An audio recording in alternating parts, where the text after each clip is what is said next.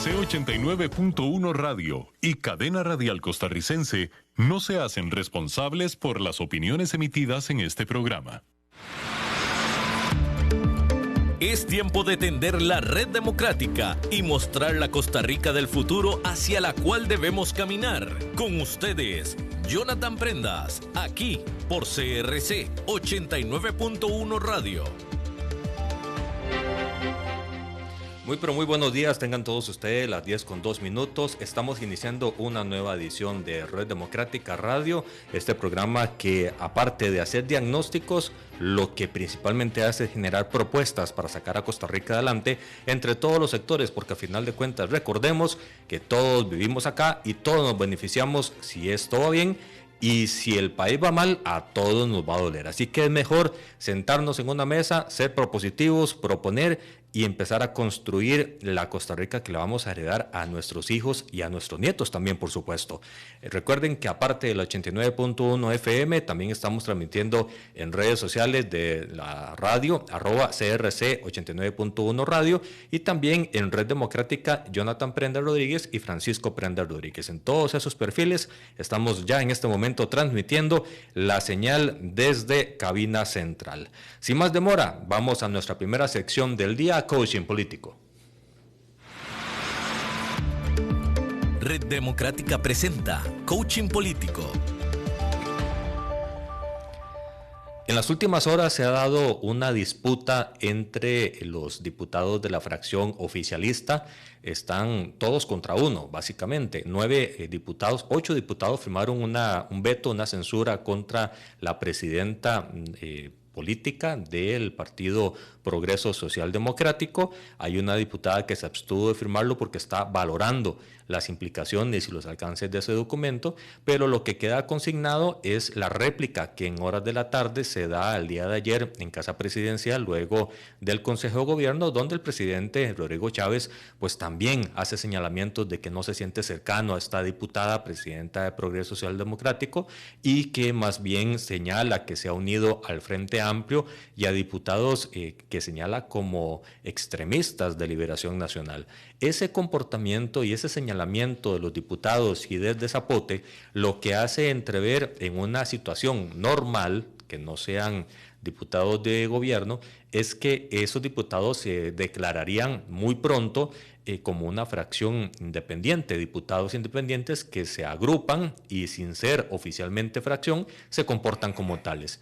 El detalle que hay que valorar en este momento es que al ser gobierno, las señales al contrario, son diputados que, si bien es cierto, se podrían eventualmente separar de Progreso Social Democrático, es para abrigarse y cobijarse y ponerse bajo la sombrilla de la que probablemente vaya a ser una nueva casa política con la cobija y el sombrero del respaldo de la figura y el movimiento que llevó a don Rodrigo Chávez a la presidencia de la República. Hay que estar muy atentos porque este sí sería un comportamiento totalmente atípico.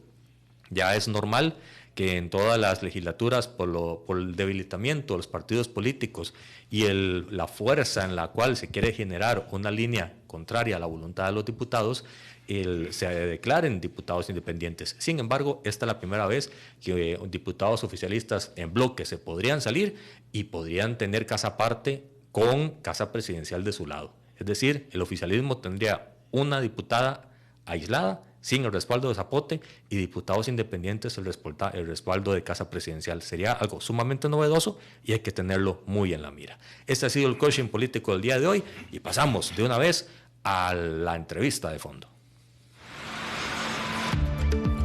Red Democrática presenta Faro Nacional. 10:06, transmitimos desde el 89.1 FM, Red Democrática. Hoy tenemos una entrevista que me parece muy nutrida, muy productiva, que será de información para todos los costarricenses, y se trata del presidente de la Cámara de Comercio, don Julio Castilla. Él es una persona de gran conocimiento en lo que es el comercio a nivel nacional, de amplia experiencia, representante de su gremio a nivel de gestión e incidencia política, por supuesto, desde la Cámara como tal. Y nos referimos a don Julio, que le damos la muy cordial bienvenida. Muy buenos días, Jonathan. Muchas gracias por la invitación. Un gusto siempre estar aquí y un saludo a quienes nos ven y nos escuchan. Así es lo bueno de la tecnología. Ahora diversificamos con un solo clic. Así es.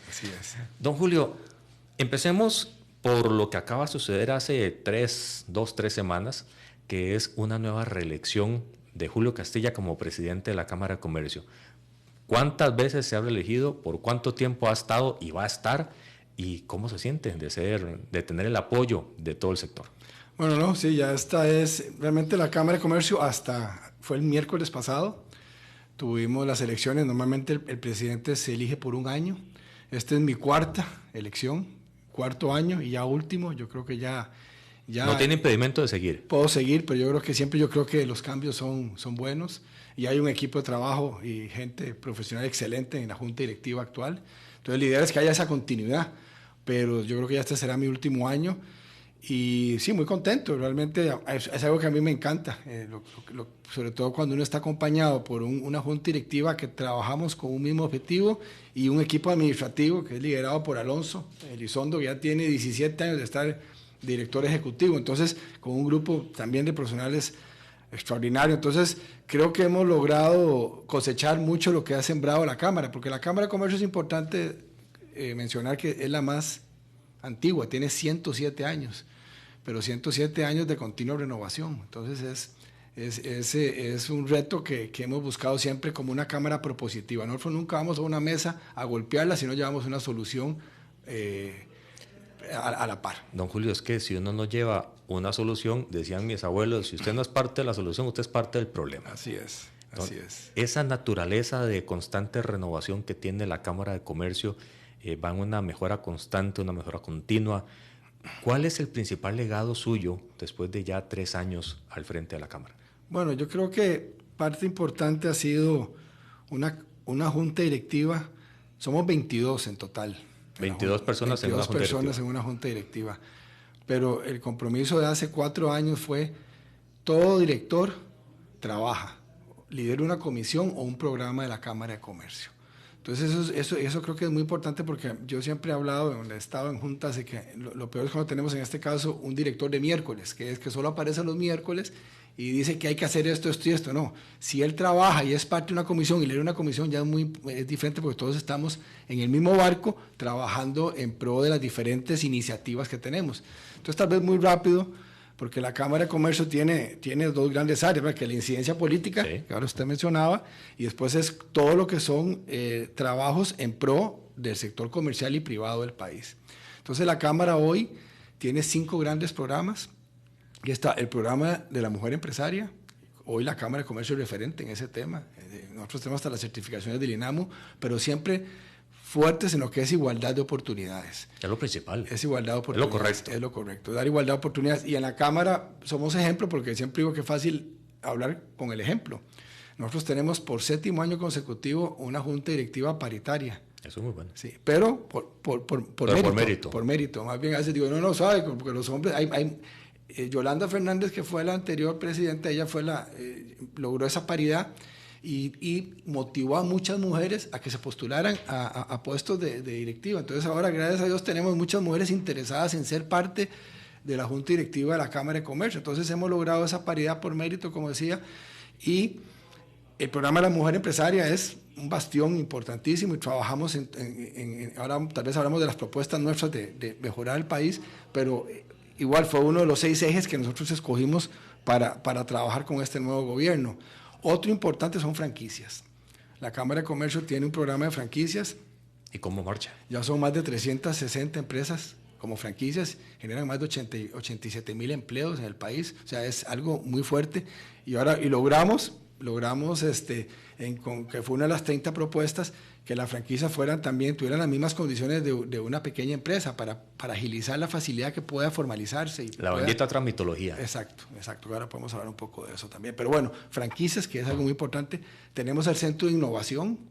El Centro de Innovación, el año pasado fuimos nombrados ya como una agencia de banca para el desarrollo. Entonces ya tenemos 10 emprendimientos que estamos apoyando para llevarlos a que salgan del famoso Valle de la Muerte, que dice, sí, que en San José, en Costa Rica, perdón, que con lo caro que es aquí, formalizarse no dura más de 3 años. Bueno, ¿Cómo logramos que el 98% de ese parque empresarial, porque el 98% del parque empresarial de Costa Rica son pequeñas y medianas empresas? Totalmente de acuerdo. Entonces, ¿cómo ayudar? Entonces, el INOP está trabajando fuerte, hay más capacitaciones que ofrecemos. Después tenemos el Observatorio de Comercio Ilícito, eso ya va en la parte de incidencia también, política. El Observatorio de Comercio Ilícito lucha contra el crimen organizado. Evasión, ilusión, corrupción. Corrupción, contrabando. Entonces, nosotros tenemos un observatorio que se trabaja junto con el gobierno en políticas. Por ejemplo, los escáneres que hemos venido pidiendo por 20 años, ya parece que este gobierno se compromete que en octubre van a estar. Entonces, es cómo logramos, porque a veces, es que el sector privado evade. Sí, hay evasores y hay que perseguirlos y castigarlos, porque eso es comercio desleal, sí, para que pague impuestos. Entonces, en la Cámara de Comercio promovemos el OPSI y trabajamos muy fuerte en esa línea. El último estudio que hizo el OPSI es que 10 de cada 100 colones que consume una familia costarricense es contrabando. Y eso tiene implicaciones en salud, tiene un montón de problemáticas. A veces cuando en la Asamblea Legislativa se vamos a poner más impuestos, lo que estoy incentivando es más contrabando. Por supuesto que sí. Entonces, eso es parte de lo que... De hecho, más bien hay que quitar impuestos. Así es. Entonces, eso es parte de lo que hace el OPSI. Y el quinto eje que tenemos es lo que tiene que ver todo lo que es el Centro de Conciliación, que es para poner de acuerdo cuando hay algunas diferencias entre dos empresas, tratar de que lleguen a un acuerdo por las buenas. Entonces, el Centro de Conciliación es el más antiguo del país y el más grande también. Entonces, también tenemos el Centro de Conciliación. Y después, como le decía, hay entre 18 y 20 comisiones de trabajo. Ahí hay comisión de tecnología, hay comisión de aduanas, comisión de comercio exterior, comisión de retail, comisión de educación, comisión laboral, comisión legal, comisión legislativa, y ahí tenemos todas las comisiones que son lideradas por un directivo que estamos trabajando en incidencia política o cómo le mejoramos las condiciones a nuestros asociados. Entonces, es amplísimo el trabajo y eso es importante destacarlo, lo hacemos por amor, porque eso no nos pagan, eso es por amor, claro, respaldados por un gran equipo de trabajo que contamos en la Cámara de Comercio, con mucha experiencia, que es la que nos apoya ya después en ejecutar el día a día. ¿Cuántos agremiados tiene la Cámara? La Cámara nosotros representamos, eso es muy importante, nosotros representamos a 18,000 comercios. 18,000 comercios que son el 25% del parque empresarial formal que tiene el país. Y eso es más o menos el 17% de la fuerza laboral. Entonces, como agremiados, la pandemia golpeó muchísimo. Entonces, nosotros realmente tenemos asociados que son los que pagan, son las medianas y grandes empresas, y hay un porcentaje también importante de pymes, pero nosotros más que todo es tener conciencia que representamos a todo el comercio en general. E igual al sector privado en ciertas políticas, ¿verdad? Don Julio, ¿cómo está la economía de Costa Rica en la calle? ¿Qué tan fuerte, qué tan golpeada, qué tan esperanzada? ¿Cómo pueden medir ustedes desde la Cámara la situación económica del país? Sí, bueno, el otro día salió el índice. A ver, nosotros en el sector privado vivimos de la confianza. Sí. La confianza es clave. Y no hay nada que tenga más miedo que un dólar. Exacto. Entonces la confianza es importantísimo. Y también el índice de confianza del consumidor aumentó. Viene aumentando. Entonces eso es importante porque hay un ambiente de confianza. Lo del dólar, lo que está sucediendo con el dólar, lo que el Banco Central debe, y creo que está haciendo, es decir, esta es una situación que estamos viviendo y es una situación de oferta y demanda. Yo no voy ni a permitir que el dólar brinque otra vez o caiga mucho, sino que es una situación que estamos teniendo y creo que es debido al éxito que tenemos como país. Nos están viniendo mucha inversión extranjera, está viniendo mucho turismo, hay préstamos que están... Entonces, hay una sobreoferta de dólares que obviamente provoca la devaluación del dólar, pero sí sentimos que hay confianza. Nosotros ahora precisamente ahora que tuve que, en la elección, presentar números, el comercio ya recuperó los números del 2019. O sea, nosotros ya hoy tenemos más empleos que en el 2019, y un poquito más de empresas formales que en el 2019. Se calcula, bueno, los números que tenemos en la caja son alrededor de 72,000 empresas formales. Entonces, ya llegamos en la pandemia a bajar a 69,000, ahora tenemos otra vez 72,000. Entonces ahí vamos, y con la gran lucha de cómo logramos formalizar un mercado que está arriba del 40% informales y los profesionales independientes también. Entonces son las luchas que damos nosotros, y ahí fueron las 30 propuestas que podemos hablar ahora que presentamos para trabajar con el futuro presidente. Cuando estamos viendo el tema del tipo cambio, hay sectores que también lo viven diferente. Sí, claro. El sector turismo, el sector exportador, que reclaman unas medidas para evitar tanto golpe y eventuales despidos. Es complicado manejar una mesa en donde hay tanto sector, no buscando sus propios intereses, sino tratando de generar oportunidades cada uno en su área. Sí, claro, digamos, en esto hay ganadores y perdedores. Y aquí lo más importante es por eso que la política del Banco Central sea una política clara hacia dónde voy. Porque lo que no puede el mercado percibir es que hoy voy a tomar una decisión y mañana otra. Entonces, el presidente del Banco Central, Don Roger, tiene la gran responsabilidad de ofrecernos confianza en el camino que él está siguiendo. Lo está logrando. Hoy yo siento que él se ha mantenido firme en que es un tema de oferta y demanda y que él no va a intervenir más de lo que debe hacer para que no se dispare hacia abajo o hacia arriba. Eso es lo que ha hecho hasta hoy. Claro, al haber sectores golpeados, hay mucha presión también y la mayor parte de los sectores están golpeados. El país, el gobierno, o sea, Costa Rica, con esto ha logrado bajar prácticamente deuda PIB del 68 al 63. Ha sido positivo país porque estamos pagando deuda en dólares más barato. Entonces, como digo, hay de todos los costarricenses que ganan en colones. Digamos, mi empresa es del sector de tecnología. Sí. A nosotros nos está llevando, como dicen, candanga, en el sentido de que nosotros somos altos, intensivos en lo que es mano de obra y mano de obra especializada. Y pagamos en colones. Entonces, ahí estamos golpeados porque nosotros facturamos en dólares. Pero es parte entonces tenemos que tomar ajustes, ser más productivos. Entonces, las empresas tienen que entender que hay factores externos que tenemos que acomodarnos y aprender a ver cómo lidiamos con ellos. Un problema que se presenta en la economía desde hace años, no es algo nuevo y no fue por la pandemia, sino que ya venía en franco crecimiento, es la informalidad. ¿Cuál es la receta ideal para acabar con este problema que aqueja la caja, que aqueja Hacienda, que aqueja los comercios formales, que aqueja, y podemos seguir la lista? Sí. No, o sea, a uno le duele el porcentaje de informalidad que tenemos porque el costarricense que hoy vive en informalidad tiene su futuro hipotecado. No puede acceder a la caja y no puede acceder a servicios. Y eso es porque somos un país muy caro. O sea, ya nosotros, y ahora que entramos en la famosa OCDE, que nos podemos comparar con las 37 economías líderes en el mundo, ellos tienen los famosos benchmarking, ¿verdad? Que nos comparaciones. Sí. Y ven a Costa Rica y dicen, bueno, es que la carga tributaria y social de Costa Rica sumada es un 58%.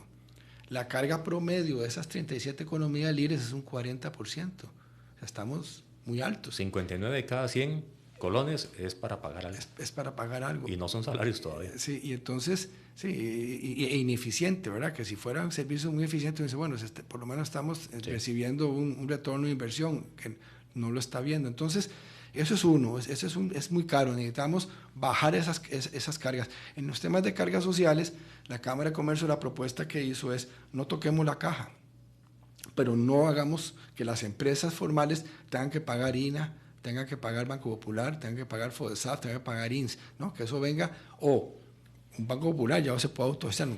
FODESAF uno podría entenderlo, pero Banco Popular y otras... Sí, pero digamos que FODESAF, uno por presupuesto nacional. ¿Sí? O sea, no castiguemos la formalidad, porque eso es castigar la formalidad y empujar a la gente hacia la informalidad. Eso es uno. Entonces, bajar esas cargas sociales. Ya un proyecto de ley que nosotros teníamos que desaprobó es a las pequeñas empresas que se quieren formalizar, es darles 4 años para pagar el impuesto de renta. Entonces, 25, 50, el segundo año, 75, el tercer año de renta, hasta el cuarto. Entonces, eso ayuda. Entonces, a nivel de empresas, es bajar cargas sociales. Segundo, tramitología. O sea, es impresionante la tramitología y por eso cuando el MEIC y su ministro, don Francisco Gamboa, dice, voy a cortar cuellos de botella, eso fue maravilloso porque ha ido cortando cuellos de botella para mejorar la posibilidad de formalizarse. Y entonces ahora encontramos el siguiente problema. Él logra cortar cuellos de botella y entonces vienen las luchas en algunos lugares, ejemplo, la caja. En la caja, el hijo de un amigo va a formalizarse y le piden 12 requisitos. como que 12 riquitos. Entonces él me contacta y me dice, Julio, pero ve que es ridículo. O sea, yo quiero ir a formalizar, mi hijo quiere formalizarse y solo trabas. Contactamos a la junta directiva y dice, pero hay 6 de esas que no existen. O sea, dentro de los mismos mandos hay burocracia creada, inventada, que ni siquiera es por ley. Entonces, tenemos que trabajar, y yo por eso el mensaje que damos mucho, Jonathan, en la Cámara de Comercio es importante que entendamos que el país lo sacamos juntos y de la mano, sector público y privado. Así es. O sea, esto no es, es que ustedes y nosotros, no. Ahora que estabas hablando al principio, si nos va bien a uno, nos va bien a todos. Entonces tenemos que trabajar juntos para sacar el país adelante. Entonces la tramitología es clave. Don Julio, ¿qué le parece a usted esta reflexión que un día estos me dieron de que el sector público no entiende al privado porque nunca ha estado en sus zapatos y el sector privado no entiende al público porque nunca ha estado en esos zapatos? Por eso cuesta que se pongan de acuerdo. Sí, pero yo le agregaría de que el sector público tiene que entender. O sea, hoy nosotros somos el 86% del empleo de este país y somos el mejor cliente. O sea, los impuestos, el mayor 70% de la recaudación de renta viene del sector privado, 80 ya cuando metemos las pymes y todo, pero bueno, digamos que sean entre 70 y 80, igual la caja. Entonces, es entender que el sector privado es el mejor cliente que yo tengo y tengo que facilitarle la vida. Mientras más crezca, mejor me va a ir a mí el sector público. ¿Y por qué cree que no se hace eso? Bueno, es que falta esa conciencia, porque cuando usted sataniza, y eso ha habido errores de comunicación muy graves cuando dice, es que en el sector privado todos son evasores, todos son choriceros, y sí los hay, por supuesto que los hay, pero son la minoría. Y eso es importante que lo tengamos muy claro. Entonces, castiguemos al choricero, castiguemos al evasor, castiguemos duro, pero no generalicemos, porque lo que hacemos es crear daño. Y yo tengo una frase que siempre he dicho: sin sector privado no hay chocolate. Nosotros somos el cacao de la economía. Entonces, no hay nada peor que golpear al sector privado. Es ayudarlo, pero fiscalizarlo. Y el gobierno, haciendo lo que tiene que enfocarse, es en cobrar bien los impuestos y en estar con buenos auditores qué está pasando. Pero esa es la tarea del gobierno, y el resto es facilitarle para que haga más negocios y crezca y pueda seguir produciendo bienestar y empleo, que es lo que hace el sector privado. Entonces, creo que eso es lo que tenemos que tener muy claro del trabajo entre gobierno y sector privado. Y yo tengo que ser muy transparente, que con este gobierno hemos sentido un cambio. O sea, este gobierno está trabajando cerca del sector privado, pero el presidente es muy claro y muy directo. Sí, pero yo voy a castigar y voy a ser duro con el que vaya, con el contrabando, con el crimen organizado, porque eso nos ayuda al sector formal. Y después tenemos, gracias a Dios, hoy la zona franca. La zona franca es un ejemplo de éxito. 9 de cada 10 trabajos en los últimos 5 años vienen de zonas francas. Sí. Entonces, nosotros que estamos en el sector definitivo, dijimos, qué dicha que estas zonas francas, debemos emular un poquito lo que hace zonas francas en el sector régimen definitivo. ¿Y cómo lo emulamos? Con mayor eficiencia y menores cargas. Entonces, eso va a poder ayudar a la gran cantidad de informales que se mantienen ahí. Y después está el profesional independiente. Que ese tema ya casi lo tocamos. Okay. Don Julio, ahorita hay 113 impuestos, más los indirectos, más los parafiscales, que son otro tema. De esos 113, se calcula que 8 o 9 son los que dan el 90% de la carga tributaria. ¿Qué tan posible ve usted, qué tan urgente ve usted que se haga una transformación fiscal en Costa Rica para hacerlo fácil, sencillo y eficaz? Sí, prioritario. Nosotros inclusive, creo que son 7, 8, el 92% de los ingresos. Entonces, imagínese lo que es tener, en un estudio que hicimos nosotros, y ya también eso se puede comparar, la cantidad de empleado público que hay en Costa Rica está en el averaje. O sea, aquí tampoco es que hay mucho empleado público. El tema es eficiencia.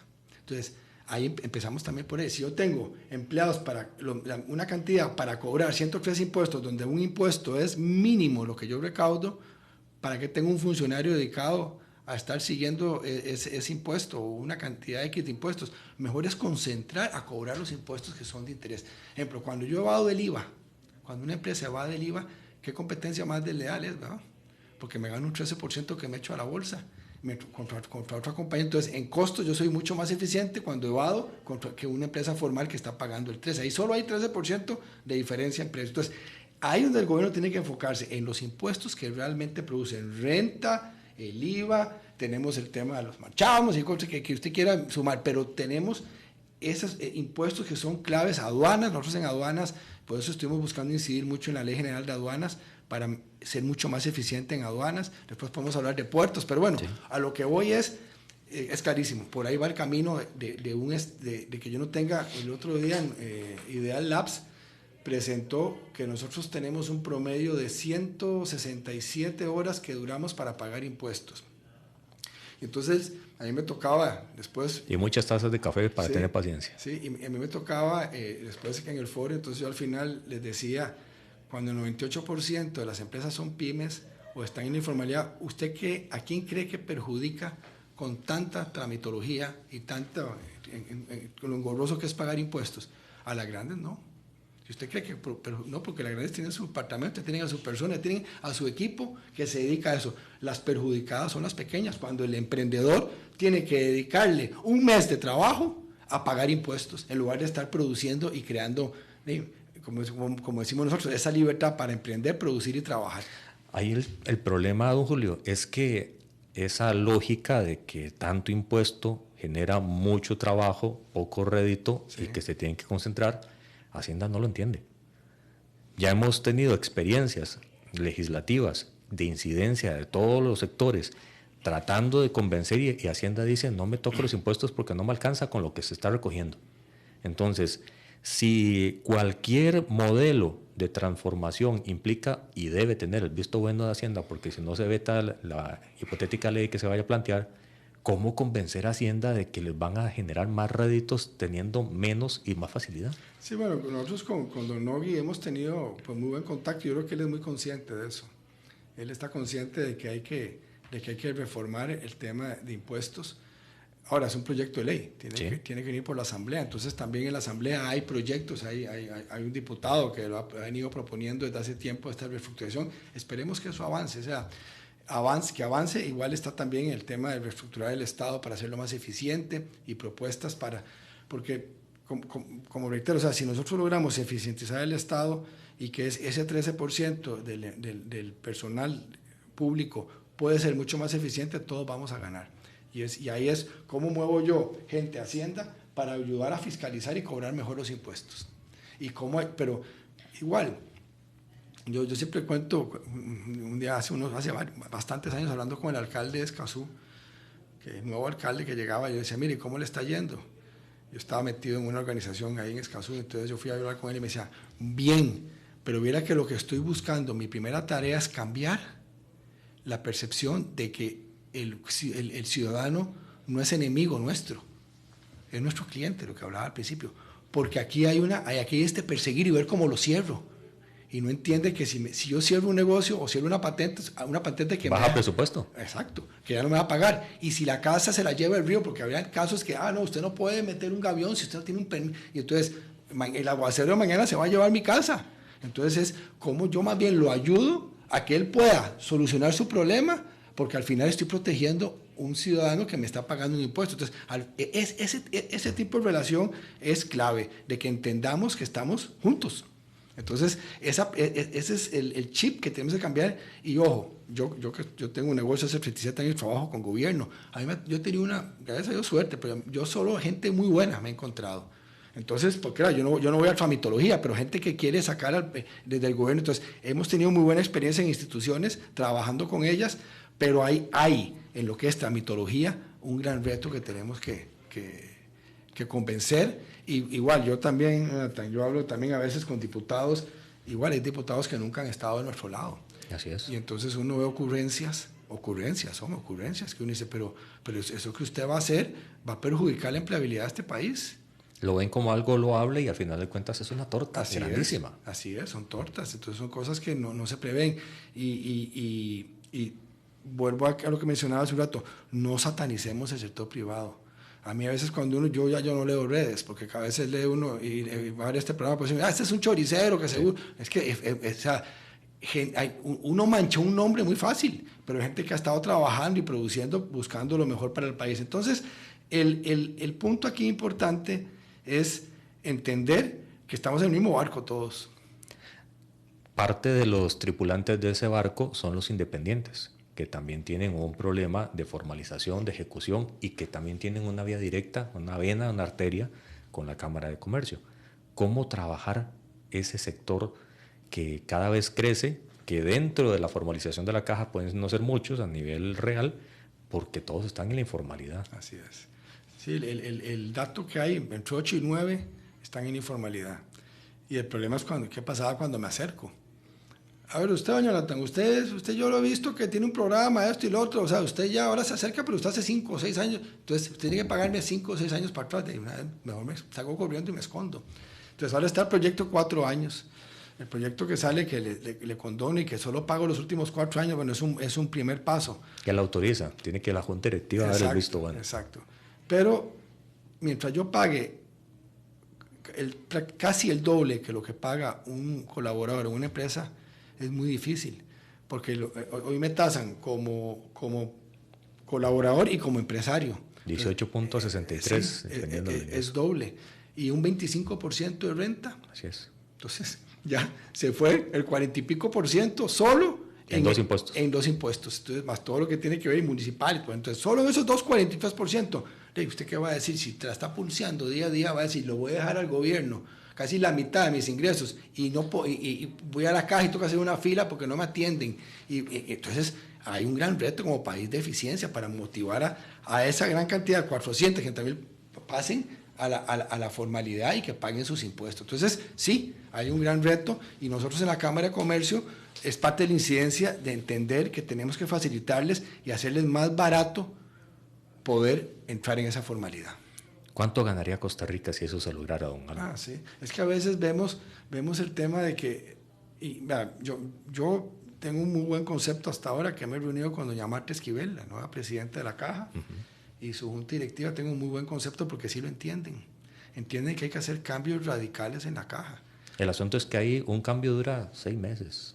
Sí, pero bueno, yo espero que sigan, como dice el presidente, comprándose la bronca en los 3 años que les quedan para ir transformando la Caja en lo que es la Caja. La Caja está al servicio de los ciudadanos, no para servirse a lo interno por sí sola. Entonces, hay un gran reto de transformar la Caja, pero yo el otro día que nos invitaron a una reunión, yo por primera vez decía que por primera vez en la historia veía una junta directiva unida, donde estaban los sindicatos, los cooperativistas, las asociaciones solidaristas, el sector privado y los empleados internos, todos de acuerdo en que sí, que hay que tomar medidas urgentes en la Caja, porque la Caja tenemos que cuidarla y protegerla a todos. ¿Qué le parece la referencia de que está quebrada?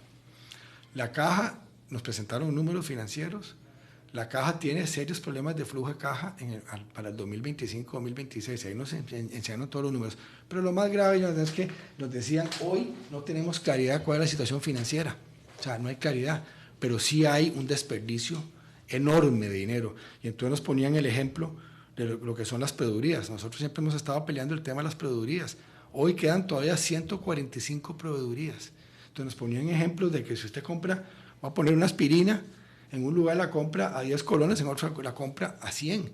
Entonces, ¿por qué? Porque aquí hay emergencia, no había y hubo que comprar en emergencia. Entonces, hay descontroles, ya hemos visto los faltantes, sí. En fin, hay un descontrol en inventarios tremendo, y ahí se van millones, dice, bueno, el número que salió el otro día en el periódico, que calculan $30 millones si logran bajar las proveedurías a 45 para ser más eficientes en compras.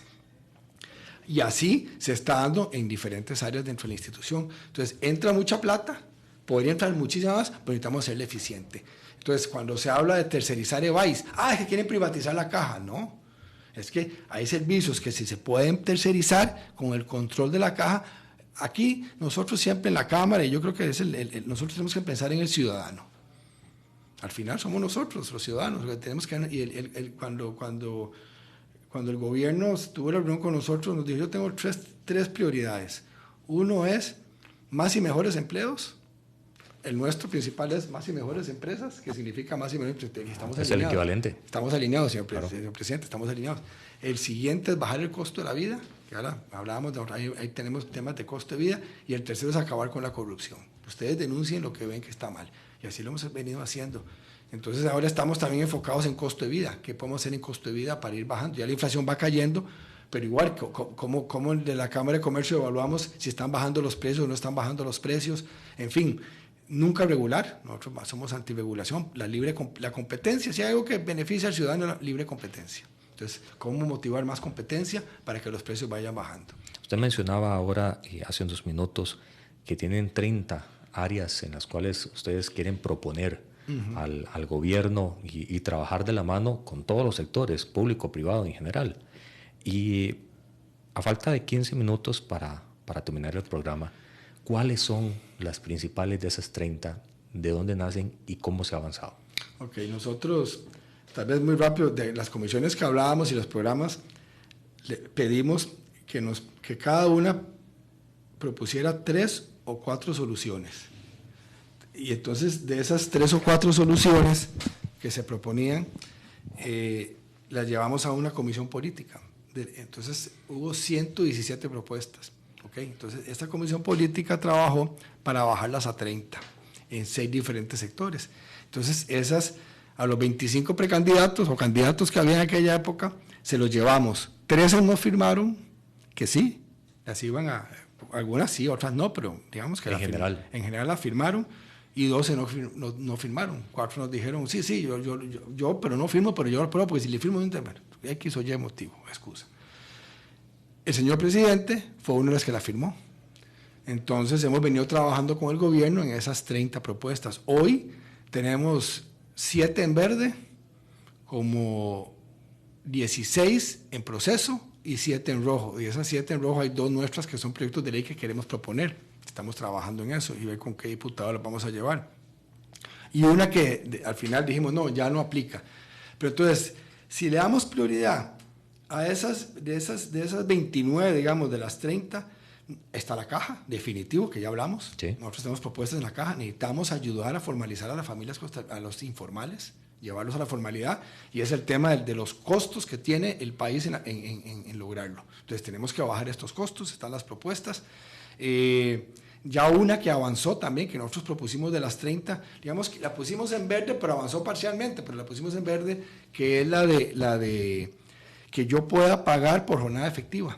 Eso es importante. Eso es clave para formalizar. Porque a veces son 3-4 horas y tiene que pagar tiempo completo, es lógico. Ahora bajó a 50%, sí. Es un paso. Pero bueno, todavía tenemos que llegar al ideal, que es el tiempo efectivo. Pero bueno, eso es parte importante de los proyectos que tienen que ver con la caja, que son cargas sociales, el tema de el pago por jornada, que ya se caminó.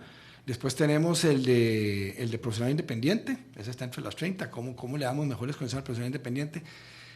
En el área de costo de vida, Caldera es un tema importantísimo. Entonces hemos venido trabajando con el gobierno en 2 líneas. Una que nos permite estar en CONAFAC como Cámara de Comercio, porque nosotros somos bastante y somos, creo que los principales interesados en estar ahí para poder incidir en políticas públicas hacia lo que tiene que ver con Caldera, y trabajar rápidamente en soluciones. Se han ido haciendo soluciones paliativas, pero en el 2026 vence la concesión. Entonces hay que ver cómo seguimos eficientizando Caldera. Desde ya.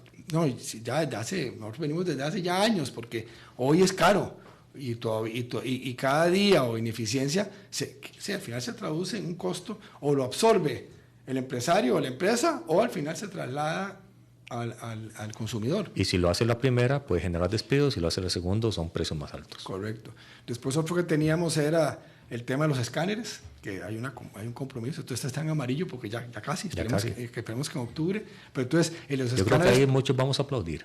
Bueno, sí. Porque cómo ha costado. Nosotros llevamos más de 20 años pidiéndolo. Entonces, ese tema lo que nos va a ayudar es a luchar contra el contrabando, contra la informalidad a nivel de comercio ilícito. Porque una cosa es informalidad, otra es comercio ilícito. A veces se confunde, no, comercio ilícito es otra cosa. Así es. Entonces es el comercio ilícito y hay que ponerle el nombre, crimen organizado.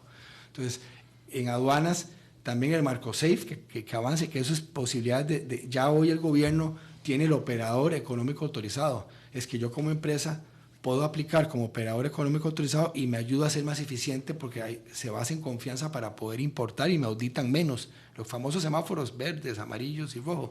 Entonces, si me sale rojo, a veces tengo la mercadería 3, 4 días ahí pegada o más. Hoy la idea es que yo tengo semáforo verde y soy un operador económico autorizado y de vez en cuando me audito. Entonces, hay una serie de medidas que la Cámara ha propuesto que ya van caminando en ese sentido. Entonces, yo creo que hoy el gran reto que tenemos como país es ayudar, y ahí nosotros estamos enfocados en el tema de la informalidad. ¿Cómo ayudamos a la informalidad y cómo ayudamos a las empresas que hoy estamos en el sector definitivo, el régimen definitivo, en mayor eficiencia y mayor facilidad o libertad para hacer negocios? El tema de las condonaciones, y volvamos al tema de los informales y de los trabajadores independientes. El concepto de una condonación, de una amnistía, pero total, donde ya nos olvidemos de la cuenta por cobrar, porque hay mucha gente que nunca fue a la caja porque no estaba inscrito, entonces nunca usó el sistema, aunque era solidario y universal y todo el tema. Si hacemos un corte con bisturí y de aquí en adelante entran todos con condiciones favorables, la factura a favor de la caja crecería sustancialmente. Así es. Y mejoraríamos la salud de los costarricenses. Así es. 100% de acuerdo. Y yo creo que ese es el camino. El camino, vea, ¿cómo puedo decirlo sin porque a veces por tiempo uno hay que ser claro? Nosotros estamos 100% a favor de la caja, pero que la caja me ofrezca el beneficio que a mí me interese estar ahí, ¿verdad? Yo siempre hablo que la competencia siempre produce un mejor servicio. Cuando yo no tengo competencia, estoy en una zona de confort. Así es. Y eso es. Y lo veíamos en banca. Hoy la banca compite y la banca pública es exitosa compitiendo con la banca privada. Usted y yo nos acordamos de lo que era tener un celular hace unos años. Hacer las filas. Sí, 6 meses, un año. Sí. Hoy tenemos de un día para otro. ¿Por qué? Porque hay competencia. La competencia siempre beneficia al ciudadano. Entonces, yo siempre digo, no comamos cuento que es que eso es mío y que quieren privatizar. No. Necesitamos competir para beneficiar al ciudadano. Y yo estoy de acuerdo que los servicios como educación y como salud, el gobierno tiene que tener una incidencia fuerte ahí. Pero que pensemos en voz alta, ¿qué pasaría si en educación Costa Rica invierte un 8% del PIB, ¿verdad? Un 7-8% del PIB? Japón invierte un 3.9% y es muchísimo más eficiente que nosotros. Entonces, ¿qué pasaría si que sigamos invirtiendo ese 7-8% del PIB y lo divido entre 1 millón de estudiantes o lo que fuera? Y bueno, y un bono. Eso es un bono. Y entonces le digo a las escuelas públicas, usted tiene que darme un buen servicio porque mi hijo, si no lo mando a una escuela o una cooperativa que dé educación o un grupo para que al final me va a dar mejor retorno, y el gobierno dice, yo le di 50,000 o 70,000 o 100,000 pesos por mes, usted vea a dónde lo manda a estudiar y competimos. Entonces ahí vamos a ver a un MEP eficiente, trabajando porque está compitiendo. Entonces, nosotros siempre hemos creído en el libre comercio y la competencia, y el presidente lo ha dicho, yo quiero más competencia en muchos sectores. Nosotros estamos de acuerdo. ¿Cómo lo ayudamos a que haya más competencia? El asunto es desregularizar. Así es facilitar la libertad para trabajar, emprender y producir, y eso beneficia al país, y los países que lo han hecho esa receta, han crecido, y por eso es igual, y que el gobierno se enfoque en cobrar y vigilar que se estén haciendo las cosas bien. Lo está haciendo. Es que no tiene ancho de banda. Hacienda tiene poca gente para estar persiguiendo día a día los evasores y con controles. Entonces hay que enfocarnos, y es lo que decimos nosotros, enfóquese en eso, enfóquese usted. Entonces, Hacienda digital es clave. O sea, gobierno digital es clave. Gobierno digital. Pero digamos, hoy el tema de Hacienda digital es clave porque tenemos sistemas por todo lado y nos integran. Entonces, eso es clave. Tener el Hacienda digital clave para poder realmente hacer una buena gestión en el tema de los cobros de impuestos. ¿Cuáles son los retos que tiene Costa Rica hacia adelante? Y no me refiero al gobierno como tal o a un sector como tal. El país como un todo, ¿cuáles son los retos en el futuro cercano? Vea, yo siempre digo que a veces se le duele la panza cuando uno dice Costa Rica tiene todo para ser desarrollado. Nosotros somos desarrollados por nosotros mismos. Porque queremos. Porque queremos. Y porque embarrialamos la cancha y a uno le duele. Porque hable con un extranjero que viene a Costa Rica. A mí me toca hablar con extranjeros que quieren invertir. Y dice que Costa Rica tiene un talento humano. O sea, ustedes los ticos son capacísimos, son súper capaces. Tenemos un reto en educación. Eso es otro tema que podemos tener un programa hablando. Totalmente. Pero tenemos el problema de educación. Educación, pero hoy el talento tico es deseado por todas las empresas que quieren invertir fuera. Entonces tenemos talento, aparte tenemos democracia, tenemos un país bellísimo, tenemos un país súper bien ubicado, o sea, tenemos todo para ser una nación de alto ingreso. Y lo que pasa es que, entonces, ¿qué es lo que usted me dice? Tenemos que cambiar el chip, tenemos que creérnosla, de que nosotros tenemos todas las condiciones, y yo a veces les digo a la asamblea, por favor, señoras, pongámonos de acuerdo, no entravemos. Yo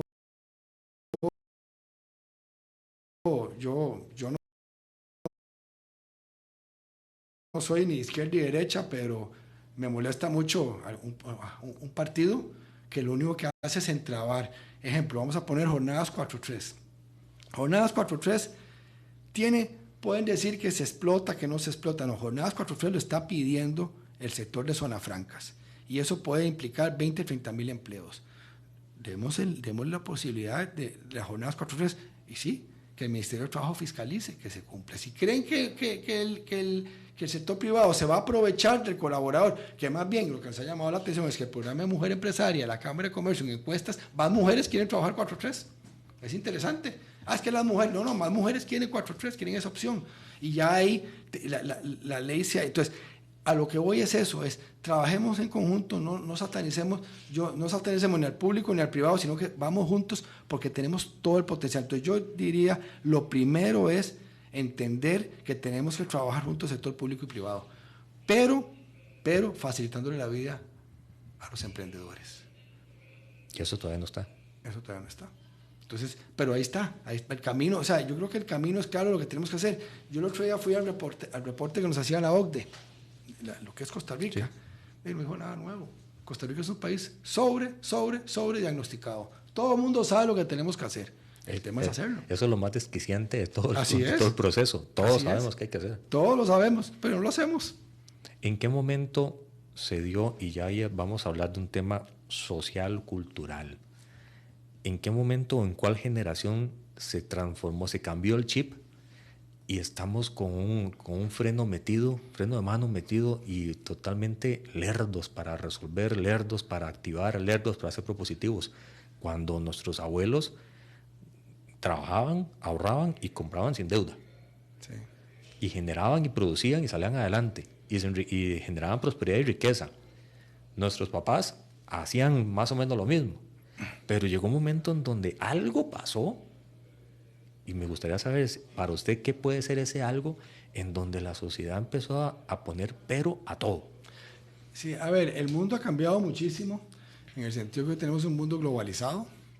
Yo digo que allá no existen fronteras prácticamente. El país que se quiera quedar metido ahí, muere. Entonces, hay un libro muy bueno, que yo me leí hace muchos años, a nivel empresarial. Mi papá, y tal vez los abuelos, trabajaban en una compañía toda la vida.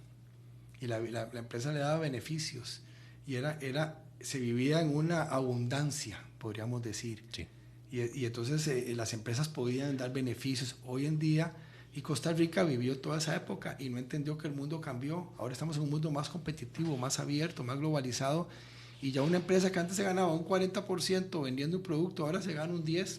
Entonces tiene que ser mucho más eficiente y ver qué servicios. Entonces, y eso en los gobiernos también. Entonces no entendimos que el mundo cambió y que teníamos que buscar mayores eficiencias.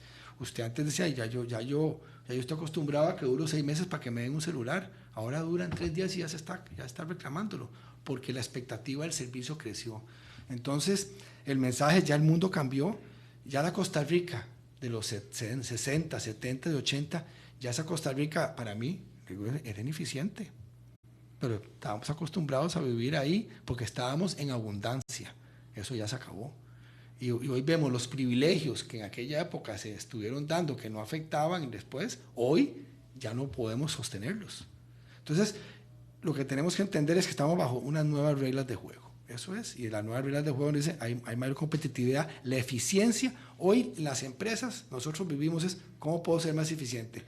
No quiero cortar empleo, entonces tengo que ser más eficiente. ¿Cómo trabajo en eficiencia interna para ser mejor? Esos son los temas que el gobierno y todos nosotros en las familias, todos tenemos que entender que es así ahora. Ha cambiado. ¿Cuál es el principal reto del presidente de la República para lograr esa transformación que se está planteando desde la Cámara, los objetivos de la Cámara? Con el presidente hay muy buena comunicación, con su equipo de trabajo que tiene que ver con la Cámara de Comercio, tenemos muy buena comunicación y siempre nosotros decimos vamos por pequeñas victorias, porque a veces querer algo muy grande cuesta. Entonces las pequeñas victorias es transformar la caja a nivel de eficiencia, que tengamos una caja que nos va a ayudar mucho como país. Hacienda con Hacienda Digital va a ayudar mucho en el tema de cobro de impuestos, tramitología con los cuellos de botella. Ya hoy la construcción puede ser más eficiente. En fin, es cómo facilito la vida para que tengamos un país más eficiente. Y yo, hoy, en los primeros 10, casi 11 meses, creo que son 10 meses de gestión del gobierno, veo que van en el camino correcto. Ha sido confrontativo, ha sido de la forma, el estilo del señor presidente, pero él tiene un camino muy claro y al menos con la Cámara de Comercio de Costa Rica estamos trabajando muy bien con el gobierno actual. La Cámara, a futuro, usted le quedan 12 meses, después se retira. ¿Qué quiere? ¿Cuál es la Cámara que quiere heredar? No, la Cámara, la ventaja es que estos son 107 años y como hablábamos es siempre buscar la mejora. A mí lo que me tranquiliza es que tenemos en la Junta Directiva hay gente buenísima, entonces que lo van a hacer mejor, que los que vengan van a hacerlo mejor, porque yo el otro día en el día de las elecciones pedí un voto de confianza a la Asamblea para mantener la mayor parte del equipo, solo hubo 2 cambios. Y yo decía, esto no es porque es argolla, esto es porque estamos dando resultados. Y entonces la continuidad es importante cuando se dan resultados. Entonces a veces en el gobierno es tal vez parte del problema, ¿verdad? Que yo planifico 4 años y voy por aquí y llega el otro gobierno y dice, no, usted lo que estaba haciendo no sirve, voy a empezar por... Entonces necesitamos también decisiones país a mediano y largo plazo. El país apostó a integrarse al mundo. Y hoy vea el éxito que tiene Procomer, Comex y Cinde, porque es una política que trasciende gobiernos, es una política que el país va hacia allá. Entonces cuando a alguien se le ocurre, dice, voy a meterle impuestos a las zonas francas, no entendió que ya el país apostó por un lado y vamos a caminar por ahí. Ya vendrá el impuesto global, que es otro tema. Pero hoy la apuesta país es esa, y la apuesta país ha funcionado y hoy tenemos un país mucho más próspero y con más oportunidades, con el gran reto de educación que abandonamos a nivel público. Don Julio, un gusto haberlo tenido acá en el programa Red Democrática. Esperamos tenerlo nuevamente para seguir profundizando demasiadas cosas que necesitamos tener la claridad para poder construir lo que vamos a heredar. Así es. Lo importante es que sigamos sembrando bien porque la cosecha vendrá. Siempre viene. Cuando se siembra bien, se cuida bien, se siembra bien. Así es. Muchísimas gracias. Y muchas gracias a ustedes, amigos, que han estado en sintonía de Red Democrática 89.1 FM Radio. Recuerden que hemos estado transmitiendo por las redes sociales, Facebook y Twitter, @CRC 89.1 Radio, y también en Red Democrática, también en Jonathan Prenda Rodríguez y también en Francisco Prenda Rodríguez, todo en simultáneo, para generarle toda la información correspondiente al día de hoy, jueves 16 de marzo. Mañana, una nueva entrevista, más profundidad, más temas y, por supuesto, más propuestas para salir adelante como país. Muchísimas gracias. Hasta mañana. Muchas gracias. Esto ha sido todo por hoy en